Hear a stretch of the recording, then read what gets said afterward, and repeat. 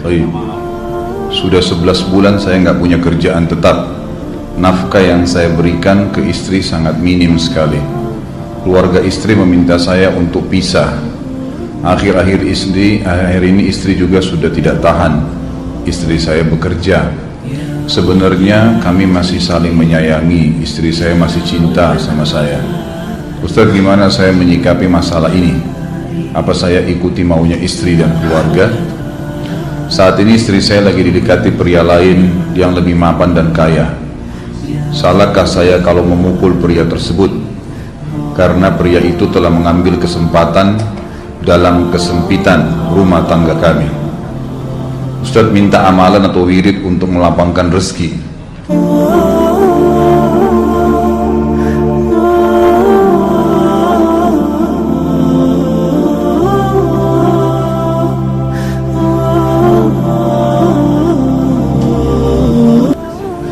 Ini ada hubungannya sama tema nggak ini?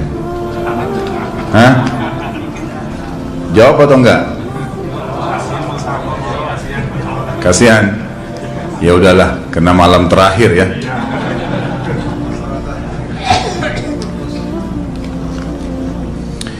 Yang pertama sekali, saya menyarankan Anda saran dari laki-laki ke laki-laki. Prinsiplah dan jangan merendahkan diri di hadapan wanita. Maksudnya begini, pada saat seorang wanita yang menjadi istri Anda membutuhkan Anda, tunjukkan kebutuhan kita 1000 kali daripada dia. Dia sayang, dia perhatikan, dia siap berkorban. Kita harus 1000 kali lebih hebat daripada itu. Laki-laki memang penaung. Tapi kapan dibalik? Kalau saya pribadi, kapan dia tidak butuhkan menunjukkan kebutuhan, saya 1000 kali tidak butuh sama dia. Untuk apa Anda merendahkan diri di depan seorang wanita yang kalau memang dia tidak bisa menjadi seorang istri? Karena kapan wanita sudah menyombongkan diri di hadapan laki-laki, tidak akan ada wibawa sama sekali. Ini poin dulu dalam pembukaan. Dan selalu saya sarankan siapapun ikhwah yang minta saran saya dalam masalah rumah tangga, yang paling pertama ini saya ucapkan, saya bukan menyuruh Anda menjadi keras, bukan. Tapi saya mengajak Anda untuk punya prinsip dalam hidup. Wibawa, pemimpin rumah tangga. Dibutuhkan, kita butuh. Tidak dibutuhkan, ya sudah. Masih banyak gantinya. Dia mau ganti laki-laki lain, silahkan. Ahlan wa sahlan, silahkan. Allah akan gantikan penggantinya yang lebih baik. Dan itu harus bisa kita punya prinsip. Memang begitu. Kalau ini kita terapkan dalam kehidupan kita, kita akan sangat mudah hidup. Terkadang subhanallah ada pengorbanan berat. Berpisah dengan meninggal, berpisah karena masalah dosa yang dilakukan oleh pasangan kita, jelas haram. Kalau ada seorang istri hanya karena masalah suaminya kekurangan ekonomi mau berhubungan sama laki-laki lain, wanita apa ini? Cinta itu pengorbanan, kasih sayang, bukan hanya pada saat mampu kemudian disayang, pada saat tidak mampu kemudian ditinggal. Subhanallah. Hati-hati, hukum Allah subhanahu wa ta'ala berlaku. Akhwat yang jadi istri, ikhwah yang jadi suami, harus tahu pasangan kita itu punya Tuhan sebagaimana kita punya Tuhan yang sama. Dan Allah itu maha adil. Memang dalam kehidupan kita ada naik turunnya. Dan makna cinta adalah pengorbanan. Itu sebenarnya. Kalau hanya kita kantongnya lagi penuh kemudian disuka sama istri, pada saat lagi tipis, lagi masalah, kemudian dia mau berhubungan sama laki-laki lain, na'udzubillah min dzalik. Wanita apa ini? Kalau saya tidak naungin. Kalau saya nggak naungin. Kamu mau sama dia silahkan. Silahkan jalan. Kalau saya, istri saya sangat tahu prinsip saya. Kalau kamu merasa ada laki-laki lain yang kamu anggap baik, atau kamu mau ingin memasukkan pendapat keluargamu dalam rumah tangga saya sehingga kedudukan saya sebagai suami tidak didengar lagi, silakan pilih keluarga kamu. Tidak ada masalah. Jadi jangan jadikan sebagai beban. Oh, nanti kalau pisah saya hidupnya bagaimana? Saya melarat. Ini kenapa ini? Saya mati kalau nggak sama dia. Yang mati bener nanti. Gila kalau nggak nikah sama dia. Gila kalau siapa ini? Ini kenapa ini? Keluar dari bingkai hidup itu. Seorang muslim itu hidupnya mulia. Dia dihormatin, dia menghormatin. Dia dihina, tinggalkan. Allah SWT tidak menyuruh kita menghinakan diri, tidak boleh. Kalau wanita ini misalnya, istri ini yang dikatakan tadi masih mencintai suaminya, dia hanya sekedar minta kerja, ya, garis bawahi kalimat ini ya, dia hanya sekedar minta kerja untuk membantu nafkah rumah tangga, ahlan wa sahlan, jempol, nggak masalah, bagus itu.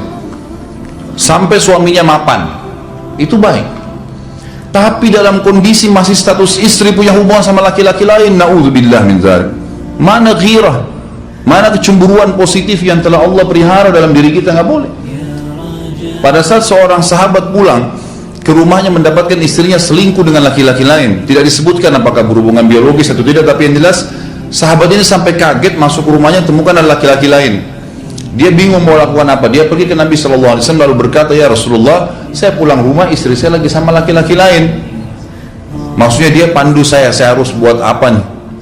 Apa yang terjadi? Subhanallah, Sa'ad radhiyallahu anhu, sahabat Nabi mulia, menghenuskan pedang mengatakan, ya Rasulullah, kalau terjadi pada rumah tangga saya akan penggal dua-duanya. Dua-duanya saya penggal nih. Tapi di sini ulama bilang, saat ingin menghukum kalau terjadi pada keluarganya dengan penggal ini, bukan maksudnya dia menghukum secara individu, maksudnya saya ingin terapkan hukumnya Allah, dirajam, dibunuh karena mereka sudah menikah dan berzina. Hukum Allah terapkan, kemuliaan agama harus ada. Harus begitu.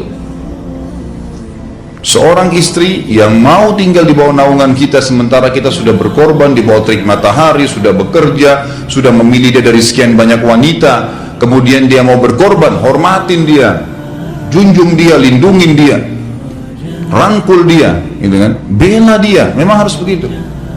Tapi kalau masih dalam naungan, kemudian sedikit himpit masalah ekonomi lalu berhubungan sama laki-laki lain, naudzubillah, jangan dipertahankan, berbahaya sekali, gitu kan.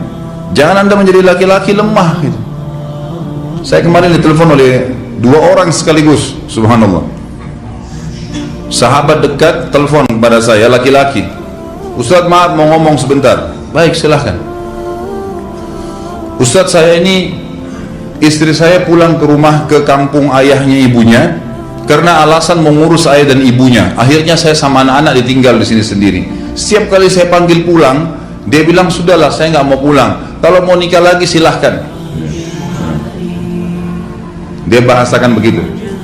Bagaimana sarannya Ustaz? Saya bilang nikah lagi. Dengan tegas saya bilang nikah lagi. Kalau tidak terbuka pintu fitnah. Perempuan itu kenapa harus pilih orang tuanya? Tidak boleh secara syar'i, nggak boleh. Sudah menerima akad nikahnya seorang laki-laki, laki-laki itu yang dinomorsatukan di atas ayahnya, nggak ada alasan. Kalau suami izinkan boleh urus orang tua, kalau nggak diizinkan tidak boleh, nggak boleh. Bagaimana dia tinggalkan suaminya sama anaknya? Kaget itu saya katakan begitu.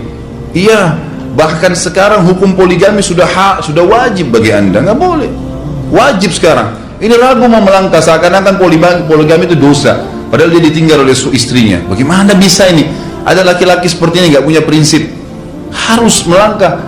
Dia sudah dapat jawaban saya, dikasih ini, Ustaz teman saya juga mau bicara, masalahnya sama lagi. Ustaz istri saya tinggalkan saya, Ustaz kayak mau menangis. Sebentar, jangan pakai nangis laki-laki. Apa ini cengeng? Ditinggal wanita nangis, subhanallah. Orang nangis itu ditinggal meninggal Rasulullah SAW, ketinggalan sholat subuh berjamaah, itu nangis. Nggak jadi jihad, nah itu nangis. Ditinggal perempuan nangis, la ilaha illallah. Allah ciptakan perempuan lebih banyak daripada laki-laki. Ini bukan menurunkan martabat perempuan ya. Artinya harus seorang pemimpin itu punya wibawa. Nggak bisa, kalau nggak akan dianggap remeh nanti.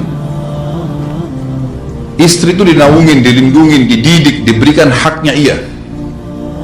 Berikan berlipat-lipat penghormatan sebagaimana dia berikan satu penghormatan, nggak apa-apa.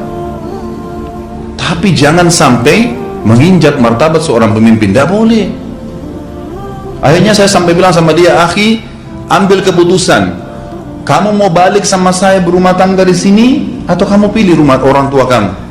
Oh, saya pilih orang tua saya, baik, saya ceraikan kamu sekarang. Assalamualaikum, tutup telepon, selesai. Jangan lama-lama.